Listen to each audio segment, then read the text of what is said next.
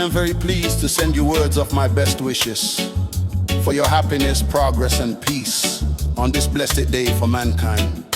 From the capital of Great Britain, which is renowned for its hospitality, let peace reign in your hearts, among your families, in the unity of your governments, and in your relations with other peoples of the world. There is no greater day of gratitude and joy for Christians than celebrating the birthday of our Savior Jesus Christ. On this day of happiness, every Christian, by meditating on Jesus' life and the work he accomplished for all of us, tends to forget the trials he faces and the sadness that breaks his heart. At the same time, everyone is inclined to minimize the trials and sorrows of his own, his kindred and friends, and forgives those who have grieved him. Since our childhood, our innermost thoughts have been overwhelmed by the mysterious deep spirit of the divine infant's birth, which is not only expressive but also glorious and inscrutable. Likewise, no matter what one's reputation, whether one's accomplishment is great or humble, tiresome or fruitless, in the journey of life, the mystery of Bethlehem dominates our spirit.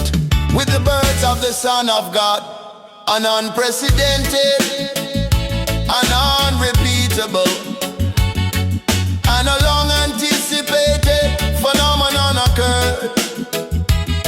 He was born in a stable instead of a palace, in a manger instead of a crib. The hearts of the wise men were struck by fear and wonder due to his majestic humbleness. The kings prostrated themselves before him and worshipped him. Peace be to those who have goodwill. This became the first message. When he sacrificed himself at Golgotha for the atonement of our sin, he prayed with his last breath for the forgiveness of those who had tortured him, saying, Father, forgive them, for they know not what they do. Shame on those of us who are Christians and do not follow the way of the Savior of the world, whose life was filled with kindness, humility, and martyrdom. If we live by the laws he gave us and were worthy of being called Christian, peace would have reigned on this earth. Men were supposed to be the equals of the living angels who unceasingly sang praises before the eternal God. Had this been so, peoples of the world would not have been divided along lines of enmity. In truth, there is no legitimate reason or good cause which justifies war. Was it not this fundamental spirit which dwelt in American statesmen and their brothers in other parts of the world that enabled them to write the new international principles according to the laws of our Savior?